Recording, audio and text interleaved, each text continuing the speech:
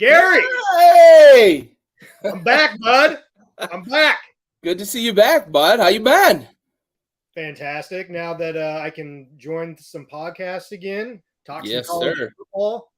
We're excited to have you back, man. Can't wait to have you on this, and Rosenbagger's coming up. Yeah, bud. Appreciate it. Great job holding down the fort on both ends of the spectrum. So, Appreciate it, bud. Yeah.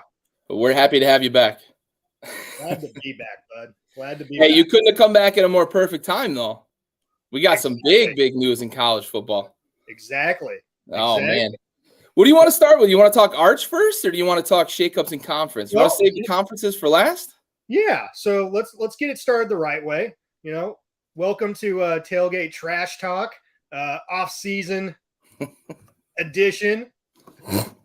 Good evening, good morning, good afternoon, whenever the fuck you're listening. My man Gary next to me here. I'm the Big Stove, and this is another episode of Tailgate Trash Talk.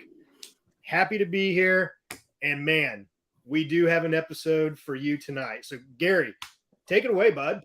Yeah, bud. So big news in recruiting land, and since his announcement, it's also created some waves. But Arch Manning, the highly touted, highly sought after recruit, probably had offers or at least interest from every school across the country.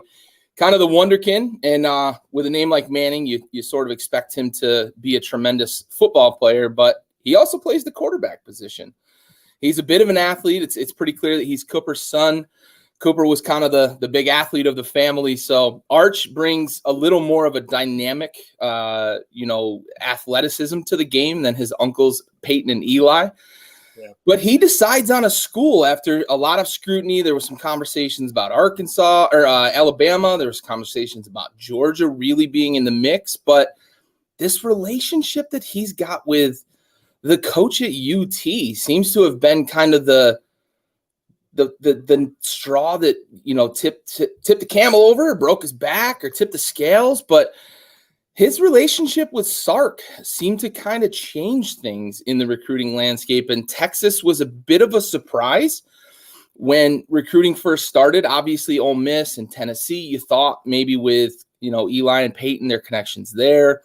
And, obviously the Manning family's connection to Louisiana. You look at schools like LSU, that sort of thing. But it comes down to a couple of schools and then the University of Texas, and he decides on the University of Texas. And since then, we've seen several highly touted recruits, high ranking. They've got a pretty damn good recruiting class going with, I believe they've got 5 in the top 100 since Arch committed.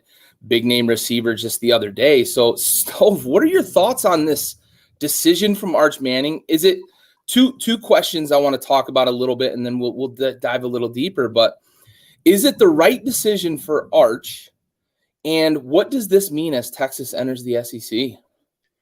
So before I answer your two questions, let me ask you a question, because obviously he is the number one sought after quarterback prospect in his class. Since he was a freshman. Yeah.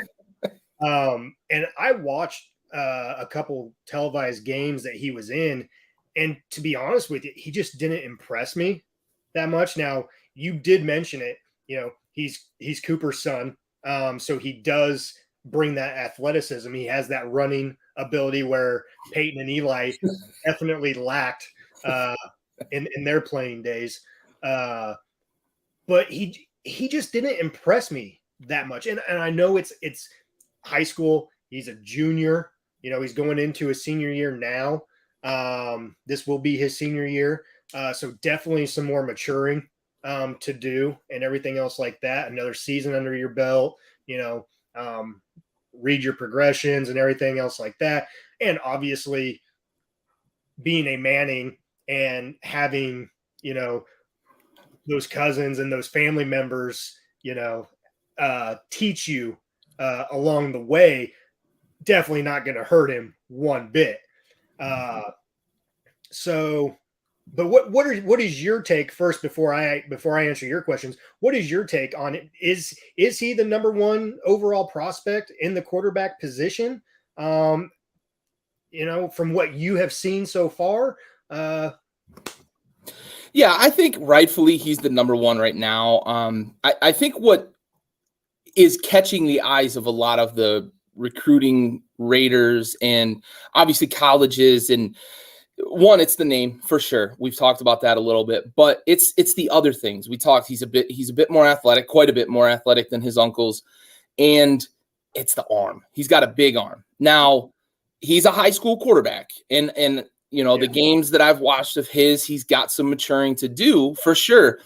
But what I see from him when he has a chance to really set his feet and be in a quarterback platform, right? When he's read his progressions properly, he puts the ball in the right spot and he can make all the throws. And that is sort of the foundation that I think a lot of people are looking for. And when I say make all the throws, I'm looking past the college game, right? When I see him make throws, I see arm strength and ball placement at another level for a guy that's 17 years old. So that's the big thing for me. I do think he's properly rated as the number one guy. Now, things can shake out. You mentioned it. He's a junior. He's got one more year. Somebody could break out this year and become the number one when the class is officially, signed on signing day. But I look at what he can do, and I think that combination of the athleticism with the arm talent that is there, I think coaches, recruiters at both the college level and beyond the college level will take notice of that. And that's what they're going to see as something that they can mold into a guy that, as you mentioned it, right? Read your progressions, teach him how to go through those progressions. He's got the right pedigree. He's got the right people in his ear. Now, how does he respond to coaching, from that top level? How does he respond to Sark, right? They may have a great relationship now, but when Sark gets in his ass in practice, how does he respond to stuff like that? So that's going to be the things that are going to dictate how he shakes out once he gets, to Austin and starts to play under center for the Longhorns. But I understand your trepidation when you see him play. There's some of that. He's a junior, right? So let's see how he does as a senior for sure. But I look at that just raw, that athleticism and that ability to just chuck the ball all over the place. I think that's really enticing for especially collegiate coaches. Okay. All right. Good points. Good points. So to answer your questions, obviously, I mean, is this the best fit for Manning? I mean, really, he's, ultimately it's his decision.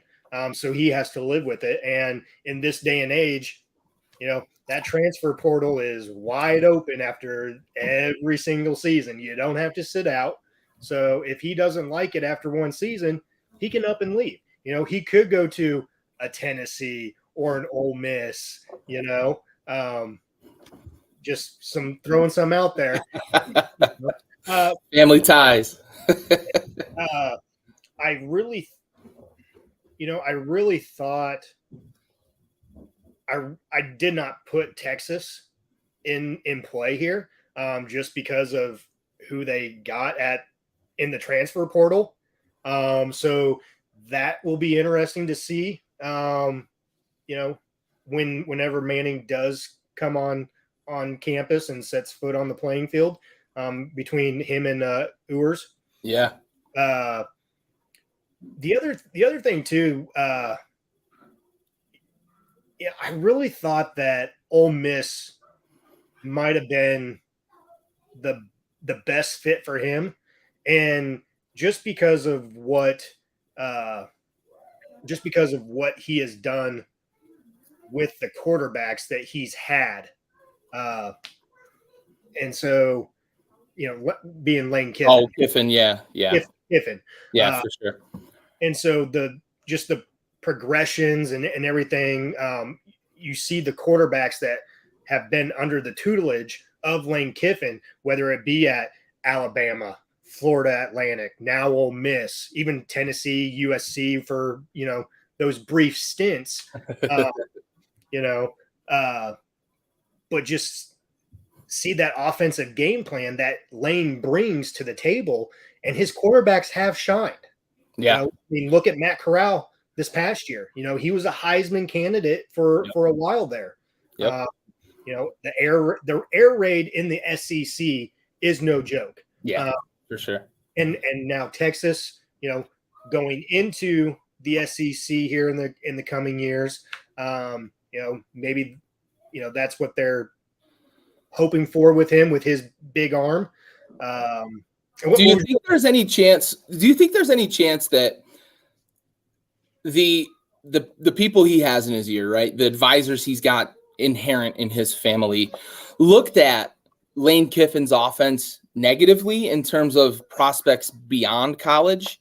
Because we have seen Kiffin have a lot of success at the collegiate level with that air raid, that spread them out, shred them up style of offense. Bama won national championships, and Ole Miss was top 5 team last year at one point, and was pushing every defense in the SEC. And you mentioned Corral being a Heisman candidate, and Florida Atlantic really putting it on people in the Sun Belt. But do you think that Uncle Pate, Uncle Eli, Grandpa Archie talked to him a little bit about Sark's offense is a bit more pro style, right? We saw it at USC. We saw it at Alabama when Sark was there. They had a very, 12 personnel, right? 1 tight end, 2 wide receivers, a couple running backs in the backfield.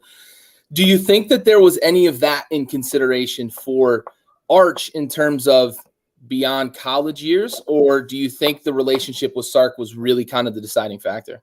So hear me out on this, and feel free to agree or disagree wholeheartedly here. I think it had to do with his relationship with Sark.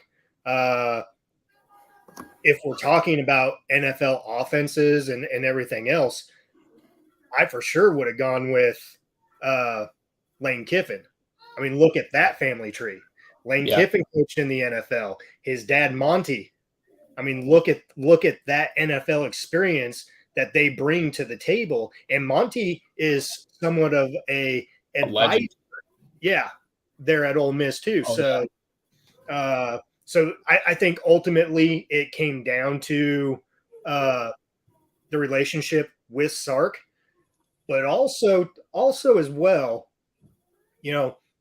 Lane has been known for moving around too after a few years. Point. That's a good point. He doesn't stay put very long. Yeah, so that could be a minute factor in it. Just kind of in the back of your mind, saying, well, he's done great. He's been here for 3 years or however long it's been. When's how soon is he going to move on?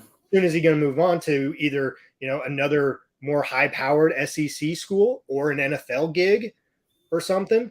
And his name was in talks of, maybe in the LSU gig briefly. Yeah.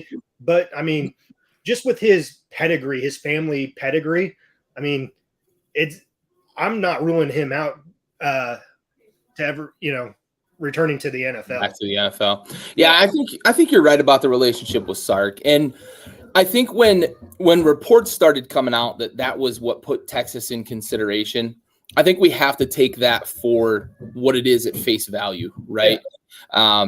Because Texas really early on in the recruitment of Arch, I don't remember anyone ever saying, look out for Texas, or even lumping Texas into the conversation. It was SEC schools mostly, right? Because of the pedigree and because of where he lives and plays, right? So I think I'm with you 100% that the relationship with Sark really was the big deciding factor. And what a coup for Texas to get the #1 recruit in next year's class, if that's how it shakes out in the end. But Arch has been touted since he was in 8th, 9th grade, and that's a big win for Texas.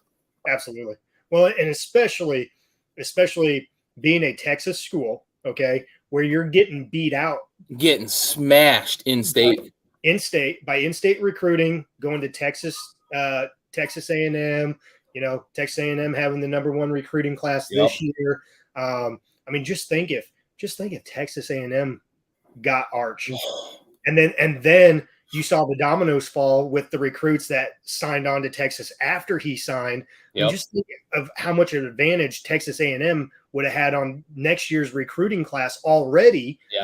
2 years in a row, then possibly #1 recruiting class. So this definitely puts Texas back on the map for sure. Second question, do you think this puts them in position to succeed early as they go to the SEC? Absolutely not. No. Okay. If you're not succeeding in the Big 12, you're not going to succeed in the SEC. I don't care who you are. Okay. I need to see Oklahoma succeed this year in the Big 12 after what they lost. Okay. You lost a head coach, you lost your quarterback, you lost receivers. So yeah, they're almost in a rebuild situation too. Sure. So absolutely not. No. Now, Yeah, I think if they can continue to seize this momentum and build this recruiting class even more, I think that's what we'll see be the foundation for the SEC run. I'm with you. This isn't enough for Texas, who has really struggled in the Big 12 and has completely lost all national prominence over the last, 8-10 years. Yeah. It's really been a struggle for them. And while this is a coup, in my opinion, and a big win for them on the recruiting trail, it's not enough. They've got to build, they've got to stock the shelves. They've got to start winning in state. And you mentioned the in-state thing. Bama recruits like crazy out of Texas. The California schools recruit well in Texas, which is mind-boggling. And then the Florida schools even do okay in Texas. Georgia is constantly pulling quarterbacks out of Texas. Like, it's an in-state problem. And I had a conversation with Raul from the Blitz before. He's a big UT fan. He's mentioned it before, like, fuck, we can't recruit in the state of Texas. And it really is a problem because that's a football hotbed. So yeah, once they start winning that battle in state with the A&Ms and the Bamas and everybody else, and they start taking that homegrown talent back to UT, because that's what made them so great in the 90s and 2000s. They were just churning out Texas-born talent, right? Colt McCoy and Vince Young and everybody else. They were just churning out that Texas-born talent. They don't do that anymore. No. And if they can get back to that, if Arch is what kind of tips the scales in their favor in state, it could get them there. But yeah, this alone doesn't do it. Well, and not even Arch here, okay? Not even Arch, because you somewhat won the battle of Quentin Ewers. Yeah, he came back after the start. Yeah, and that somewhat had to do with the NIL and the way the state of Texas was laid out with the business of NIL. Don't tell Jimbo that, though. Yeah, no, don't tell Jimbo. Definitely not. But and for those that don't know, Quentin Ewers was a senior in high school, and I believe could not receive any NIL money while he was still a student. Well, he graduated early, still considered a student of the state of Texas, goes to Ohio State, gets his $1 million NIL deal. How much of that he collected, I have no idea. Who knows? Stayed there for a year, went into the transfer portal, and is now back in his home state of Texas. So realistically, it could start with Quentin Ewers, being that homegrown talent and a quarterback as well.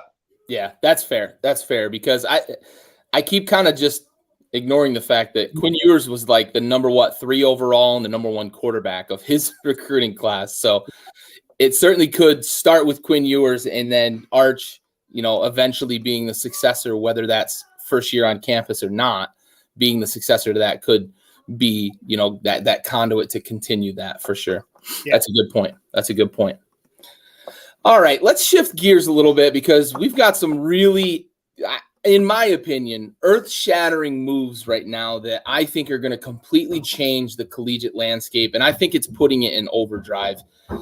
There have been some rumblings about the NCAA and how the SEC and the Big Ten and some of the other Power 5 conferences feel about the way the NCAA runs things. And there's been some quiet rumblings about the SEC saying, well, fuck the NCAA, we'll go start our own league, right? So we have 2 schools right now that actually border the Pacific Ocean, leaving the Pacific 12 Conference for the Big Ten, which is in the Midwest. I think the most Western school in the Big Ten right now is what? Wisconsin? No, Nebraska. Nebraska's farther west than Wisconsin. My geography sucks. Yeah. But Nebraska's still in the center of the fucking country. Yeah. So you're still in two different time zones. Yeah, like seriously, you're moving from the Pacific Ocean to the fucking Midwest. Yeah. But I think what this signals is these schools are consolidating power. The conferences are consolidating power. And we're going to see a couple of conferences here. The Pac-12 likely now with USC and UCLA leaving. The Big 12 with Texas and Oklahoma leaving. And they're trying to retool and kind of bring some schools in. Cincinnati, I know, is going there. The ACC is at risk of potentially being a 1 or 2 horse race here, and they may get left out. How do you feel about this now?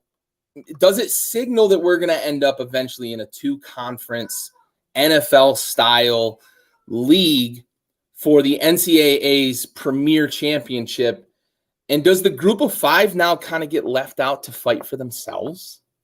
Oh, absolutely. Yeah. Like, it's so whether it's 2 conferences or not, that's still down the road. I think you're still years away from that. But I think with this recent shakeup, and obviously it kind of started last year with Texas, Oklahoma leaving, going to the SEC. But definitely now, with USC and UCLA packing up shop, it baffles me. A couple points here, okay? It baffles me, the Big 12, once they found out that those 2 schools were leaving, they were fighting to, add some people. Who'd they add? Okay. They added Cincinnati. They added UCF. And I think they added one more, didn't they? I think it was 3, and they're looking to add 2 more. Hold on. BYU. Oh, they did add 4. Yeah. BYU, Cincy, Houston, and UCF. So BYU and Houston were the other 2, and they're looking to add at least 2 more. But with okay, so let's look at that. Houston, not an issue, right there in the state of Texas. Okay, you had Texas A&M. You had those Texas Tech. Those schools were in the Big 12 at one point, and some still are. BYU, Utah. It's further west. Okay. Then let's look at Cincy. Yeah. That possibly. But then you have UCF. That one doesn't make any sense to me. That's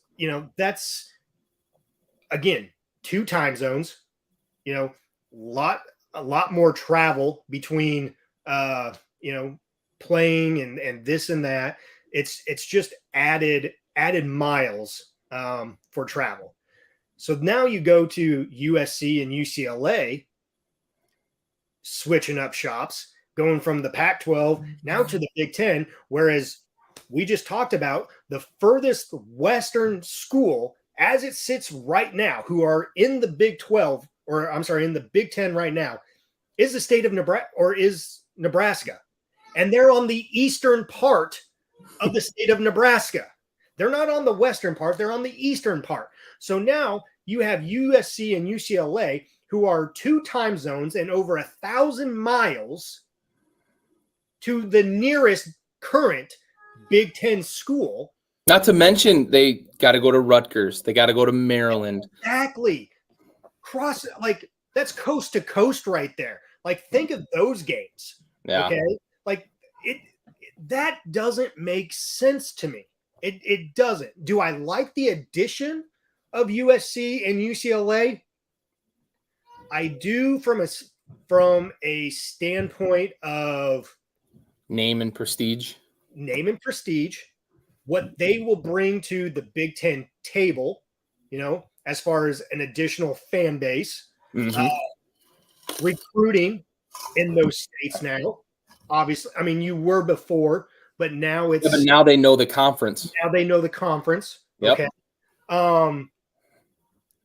But I think I told you, and maybe not, but when USC was good with Leinart, Bush, all them back in the early 2000s, mid 2000s, Nebraska went out there to play USC. How many Nebraska fans traveled out there? Hell of a lot. Okay. Yep. Hell of a lot. That stadium was at least half filled Nebraska fans. Okay. You have not been significant since the late 2009, 2010 season. Okay. You have not been significant. Your home games, you don't even sell out your own home games right now. Okay. So imagine this: USC, UCLA playing a night game against a Nebraska and Ohio State. Now, obviously, yes, they're going to sell out those games, but it's going to be a visitor crowded infestation as opposed to your own home fans. Yeah. So at that aspect, it does not work in your favor. I mean, no one wants to have a home game and have the visiting section who are traveling thousands of miles away, and have more visitor fans than your own home fans. Yeah. So I'm still debating this in my mind with my buddies, everything else like that. Do I like the move? Like I said, prestige, what they bring, to the table, and recruiting. Okay. It opens up more recruiting avenues in that state now. Yeah. But as far as a logistical standpoint, definitely not. And I don't know. I just don't know. What are your thoughts? Yeah, and you mentioned the time zones. Like even NFL teams struggle when they go from the West Coast to the East, because you're talking about possibly, right? Some college football games kick off at 12:30. So you're talking a 9 a.m., a 9:30 a.m. in with your body clock kickoff. Like that's crazy to kick off at 9:30 in the morning. So that's potentially a pitfall for them when you go to Rutgers, when you go to Maryland, who are in the Eastern time zone. Now, the rest of them are in the Central time zone for the most part, but you're still looking at 2 hours difference, like you mentioned. It's a lot on the body clock for those West Coast teams. And I could see USC and UCLA really struggling, and then us all kind of wondering, was this the right move? Yeah. I also think that you're absolutely right. These Big Ten schools are chomping at the bit to get into the state of California deeper and deeper and deeper, because you're talking about these Ohio States that already recruit the state, Iowa, who recruits a little bit out of state. But you're seeing these schools that I know that they're dying to get really ingrained out there. And now those West Coast players are going to know what the Big Ten is all about. And you don't have to recruit as hard to sell them on coming to the Midwest, because they've seen you play in the Coliseum. They've seen you play at UCLA. And then the Rose Bowl, what does this mean for the Rose Bowl? Are we just going to get like subpar competition on one side now? Yeah.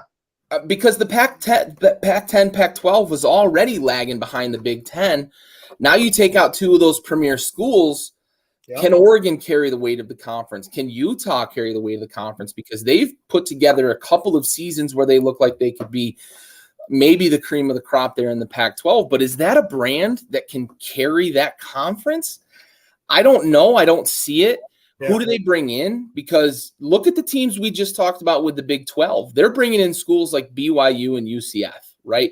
Those are not premier schools. Houston makes sense because it's in the state of Texas and it's right there in the hotbed of the Big 12. But Cincinnati makes sense because they've got some momentum, I think, from their CFP appearance. But a BYU and a UCF don't move the needle UCF, I understand it because they're still bitter about their national championship they never won, and they figure if they get in a Power Fives conference, they might be able to do some damage. But I just don't see the value for USC and UCLA of moving to the Big Ten unless those behind closed doors conversations have gone on to where they started to feel like, hey, maybe we're going to get left behind here. So that's my sneaking suspicion, is that there's a lot more conversation going on at the school, the AD level, about the future of the NCAA, the future of these conferences. Well, and this, to me, signals that we are going to get this. You mentioned maybe 10 years or so down the road. I think this puts it in a little bit of overdrive. If I'm being aggressive with a prediction, I would say 5 years, but I think you're closer with the 10 years. But if we see schools panicking, we might see this thing get kicked into really high gear and end up with two conferences mainly in the NCAA within the next 5 years. And then we get a Super Bowl style championship where it's the winner of the West or whatever they call it versus the winner of the East. And then it gets real interesting. How does the NCAA figure into that? Because I think it's the schools that are going to drive this, and we could see the NCAA really possibly get dissolved when it comes to football. Yeah. So, we mentioned the time zone factor. Okay. We've seen what that does to teams traveling over to Hawaii and playing. But the other thing too that you just mentioned is teams panicking. Okay, so there's been reports of Oregon, Washington wanting to join the Big Ten. There's been reports that the Big Ten has said, let's not yet. So now let's see how this West Coast thing works. Yeah. Now there's reports of those two schools, Oregon and Washington, wanting to join the Big 12. And I mean, if I was the Big 12, okay, which I'm not, but if I am, I would jump on the opportunity of Oregon. Yeah, Oregon, absolutely. And if you've got to take Washington as a consolation prize, then sure. But you want that Oregon money. I think so. I think you're right. Nike money, all of it. Yeah. And that's kind of surprising to me why the Big Ten hasn't accepted Oregon, because of, I mean, to be honest with you, Oregon has been just as good, if not better, than USC the past 10, 12 years. They've definitely been a hell of a lot better than UCLA. And Oregon competes in basketball too. Yeah. Your two main sports, that drive the needle a little bit, I would definitely have Oregon in my corner as well too. Yep. And so, it's just baffling. And so I heard, this is not my question, but I heard this question today on a sports radio show. Okay. And I want to ask you this and see what your thoughts are. A Big 12 conference who is getting new leadership and has two schools, two of their main brands and two main schools leaving their conference is in a better position than the Pac-12. 100%. Yeah. 100%. I agreed with it as well too. 100%. The big thing to me is what you just mentioned, right? The Big 12 has sports that move the needle. With the Pac-12, is Oregon going to carry the entire flag for that conference? Because Utah's not good in basketball. Yeah. The only other school that was really, over the last few years, good in basketball just left the conference. UCLA. And USC's been okay. They've put a big-time prospect in the NBA, but UCLA – yeah. UCLA made the Final Four just a couple of years ago, right? So you're losing that main brand, and Oregon's kind of your only brand left when it comes to basketball. I think the Big 12 is positioned better because they're gaining Cincinnati, in my opinion, that's a get on a level that I would have never said 5 years ago that Cincinnati is a get. Fresh off a CFP appearance, you're losing two of your biggest brands. You're bringing in a school that just made the college football playoff, and you say, okay, we can hang our hat on. We were able to recoup 4 teams here, one of them being in state with Houston. I just think the Pac-12 right now is floundering, and the Big 12 has an opportunity with that new leadership to rebrand that conference and really focus on what it's going to take to reestablish itself as one of the premier conferences in college sports. Yeah, absolutely. Absolutely. I couldn't agree more. So let's talk one more topic here. Yes, sir. It's the question that everybody's been asking, everybody's wanting to know. When is Notre Dame joining the conference officially? And which conference is it? Yeah, that's a good question, man. I thought for certain that the ACC was going to get that big win with Notre Dame because Notre Dame plays basketball in the ACC. I believe they play baseball in the ACC as well. I thought they may still be independent in baseball. I remember. I could be wrong about that, but you might be right. I know they play basketball in the ACC, and they took on a more ACC-centric football schedule. Yeah. So that they could appease the overlords of the NCAA, yada, yada, yada. But I don't see Notre Dame as an ACC school. So I think long-term, they're going to be a Big Ten school in all sports, but they're going to be really, really demanding. So the Big Ten's going to have to capitulate to the Golden Dome and Touchdown Jesus and all the fucking tradition and give them the premier time slots and all that. And to be honest, I think Notre Dame, I don't know about deserves, but has earned that demand, right? And I don't want to say because they've been so great, but they still have NBC by the fucking cojones. So they've got a major television network that still wants to televise every single one of their games because of the 40s, 50s, 60s, 70s Notre Dame teams that everybody watched on every single Saturday because it was the only show in town, right? The new Rockneys, and then, as far as late as Lou Holtz and whatnot. So, yeah. So I think that Notre Dame still has the clout to make some of those demands. Will the Big Ten capitulate? Possibly. Should they? I think if you're looking at it from what you mentioned with USC and UCLA from a brand and a prestige perspective, I think the Big Ten getting Notre Dame just adds to that. I don't think they need Notre Dame, but I think Notre Dame would be a win for them. Yeah. I still don't know if they will join the Big Ten. I think that contract that they have with the ACC, I'd like to see the contract. Because I do know it's not for football. It was for basketball, and like you said, maybe baseball as well too. But that contract still holds value. And if they do want to leave, there's obviously stipulations, buyouts, and everything else like that. And in this day and age, let's face it, ACC beyond Clemson. And Clemson had a down year this last year. ACC in football is not much. Miami's trying like hell with that NIL, but yeah, definitely. Yeah. Whether or not that pans out for them. Yeah, for sure.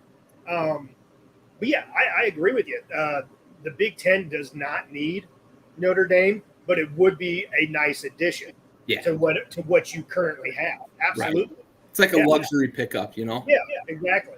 But at what cost? Sure. But the Big Ten, I think, has one of the biggest lucrative TV deals in place for all their schools. And now with the addition of USC, UCLA, what is that number going to now?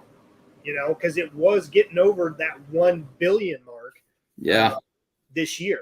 And you're looking at the second biggest city in the country now. You've added Los Angeles to your TV market. Yeah, absolutely. And now, I mean, man, dollars move the needle, bud. Oh, you ain't kidding. It's never about anything else. Nope, it's about dollars. It's not about the kids and their scholarships and their educations and everything. It's about dollars. It's about yachts for the ADs. Yep, absolutely. For sure. So real quick, before we cut loose tonight, one more question. Who is at fault here with everything that has transpired past 2, 3, maybe even 4 years? And you can go back as far as 10 years, with NIL, with these teams leaving their conferences, going to different conferences, the expansion of that stuff. Who's to blame here? Is it the NCAA? Is it the president of NCAA, Mark Emmert? I think so. Is it the ADs? Is it the, who? I think it's Mark Emmert, to be honest. I think his stubbornness, and then the board, right? The board that he answers to, their stubbornness to understand that the game is evolving has put them in a position that the schools are calling the shots now. Yeah. And these conferences are saying, yeah, let's do it. Fuck the NCAA. What are they going to do, right? The SEC especially can just call their own shot. And what's the NCAA going to do, right? Mm-hmm. They move the needle in football. You talk about all the other sports, basketball, the ACC, they can call their own fucking shots because they're the biggest conference in basketball. So, they've put themselves in position by being so stubborn to evolve and so stubborn to understand where the game is going that they've put themselves in a position where they've basically hamstrung themselves. Yeah. Yeah. I could not agree with you more. And it's the stubbornness. Like you said, you hit the nail on the head with that, because if you look at, and I know we're kind of comparing apples to oranges here, but we're kind of not too. Okay. You're talking a college level and a pro level here. The college sports right now is like a G League to pro sports. Yeah. Okay. Absolutely. And the one, and I've mentioned him before, but the one president, that has done a fantastic job, in my opinion, and it's a sport that I don't watch, but you do, and that's Mark Silver with the NBA. Or I'm sorry, Adam. Yeah. No, you're good. He's done a tremendous job with advancing the NBA, listening to players, listening to owners, with the technology, the gambling, all this, he has an open mind. Yep. He saw that, when he was, second in command with David Stern. Yeah. And David Stern, in a way, helped bridge, a lot of things. And then once he retired and handed over the reins to Adam Silver, it just leapfrog, leaps and bounds with him. And you can see that, the players respect Silver.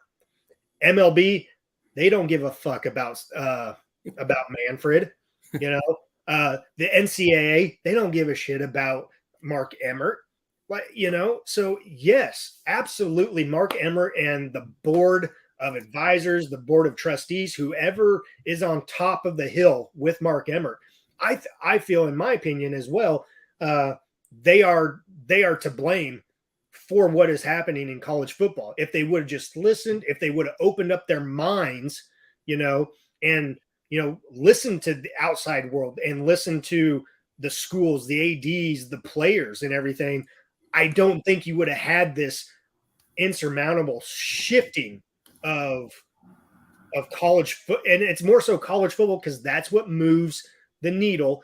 That's what brings in the dollars for these universities. Yep, absolutely. It's the number one revenue generating sport, and in almost every conference, it's the biggest revenue generating sport. I think the ACC has a slight basketball slant in terms of revenue generation, but that's because the ACC it's basketball country, right? Yeah. But yeah, I mean, real quick, Corey, good to see you, buddy. How's it going, bud? And then I want to circle back to Mark's comment, 9 a.m. football. Yeah, I mean, I love watching 9 a.m. football when it's in London and it's the NFL players playing there. But if I'm a USC player, I don't want to tip off at 9 a.m. when I've traveled to fucking Rutgers in New Jersey, the armpit of America. You know, I don't want to tip off and kick off at 9 a.m. So it's going to be a challenge, I think, for those players there. But yeah, you mentioned Adam Silver and embracing the power of the players, embracing the powers of the team, and embracing the powers of power of the brand, right? When you think about college football, you don't think about the NCAA as a brand, right? It's just it's the NCAA and we know it as college football. Like, you almost never refer to it as NCAA football. You always really refer to it as college football. So embracing the brands, it's the teams, it's the conferences, right? It's the SEC, it's the Bamas, it's the Ohio States that really move the needle, and the Notre Dames. We just talked about them. They're still a brand that, you know, has endured the test of time. So, you know, it's crazy. And Corey, we've talked a bit about, you know, those Texas schools with all the oil money, and in these schools in the SEC with all the benefactors. There's plenty of money to go around. As we've seen this offseason with the NIL deals, and Miami getting a bunch of big names with big NIL deals. So I think it's going to be those powers that be. And we mentioned it in passing earlier. I think those group of 5 schools, those small schools, are going to get left behind because they don't have the money to keep up in the recruiting landscape. And it's going to hurt them even more now than it has in the past. Yeah. And, you know, Aaron with the with the Roadrunners here, who had a great season last year. Yeah, they did. You know, what do you think the odds are? Because they're putting a lot of money into that school, into that football program right now. What do you think the odds are, Aaron, of they have another good season here and get invited to the Big 12? Yeah, one of those big conferences comes calling. That'd be great. Man, that'd be a nice little Christmas present for him, for sure. For sure. Yeah. But, hey, you know, we should get down there to good old Austin and go to a tailgate there. Yeah, all the football town, for sure. Oh yeah, for sure. Well, bud, great episode tonight. We had a lot to talk about. So glad it came. You know, especially this week with big news breaking at the end, you know, towards the end of last week, and some other things coming over the weekend, first part of this week. Glad it worked out to where, you know, I can join as well too. So definitely a plus. Yeah, for sure. Corey makes a good point too. All the money that's going to be in the NCAA here, is it going to kill some of that hunger to get to the next level? Maybe. But when you're talking about $1 million NIL deal versus $150 million NFL deal, there's still going to be that desire to get there, especially those guys that are hungry for winning a Super Bowl and playing on Sundays. So I think the money's still good enough in the NFL to really keep the hunger. You're probably going to see some of these top prospects get to school, the Jamarcus Russells of the world, get to school and start drinking Tussin and, you know, fall off the face of the planet. But there's still going to be plenty good competition for sure. And Aaron, a good season for the Roadrunners. Let's get them back in the fucking top 25, man. Let's not settle for 500. Let's get them back in the top 25. Aaron, you're better than that, bud. Come on.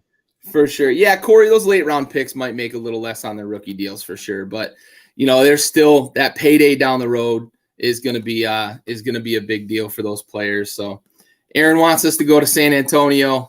Hey, hell yeah. Maybe we got to make some plans for sure. Do a show down there or something. Yeah, buddy. Let's do it. But hey, it's great to have this interaction too. It's great to see people getting back. I can tell it's July, it's August. We're going to start getting the juices flowing. People are getting back interested in the college football landscape. Can't wait to interact with you guys more and more as the season goes on. Really appreciate everybody that's been hanging out with us during the off season. Stove, it's tremendous to have you back, buddy. I can't wait to get back to doing this every week, talking college football, talking shit with you every week, man. Yes, sir. Absolutely, bud. Great to be back. And again, you said it. Appreciate everyone that usually shows up for these episodes coming back tonight. Great interaction tonight.